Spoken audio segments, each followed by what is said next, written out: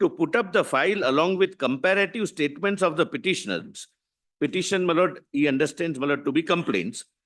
Oh, this was done. Yes, my lord. My lord, there is an elaborate application of mine. I'll show from the file. I'll share it with my learned friend.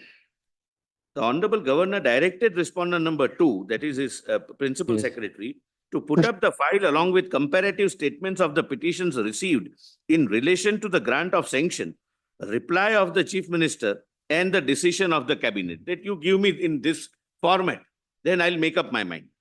Then 14th August, comparative statements as referred above were placed before the Honorable Governor for his perusal. 14th August 24, after perusing the file and discussing the issues, the Honorable Governor directed to resubmit the file along with notes or analysis points as dictated.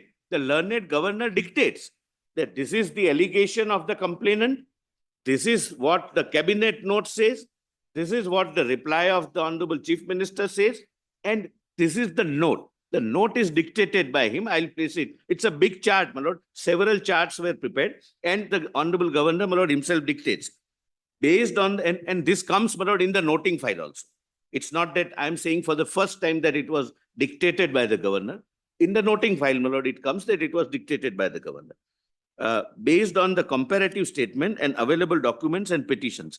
The file, along with all the above referred documents and comparative statements as dictated by the Honorable Governor, was placed before the Honorable Governor for necessary orders. The order of approval for investigation was passed by the Honorable Governor, and, my lord, thereafter, my lord, the petitioner is before your lordships. Now, my lord, taking the first point first. Lord, your lordships are aware, prior to, my lord, the enactment of the new Prevention of Corruption Act, Yes. the amendment to the Prevention of Corruption Act, my lord, which was in 26/7/2018. yes, my lord, 18, there was no concept of an approval prior to Yes.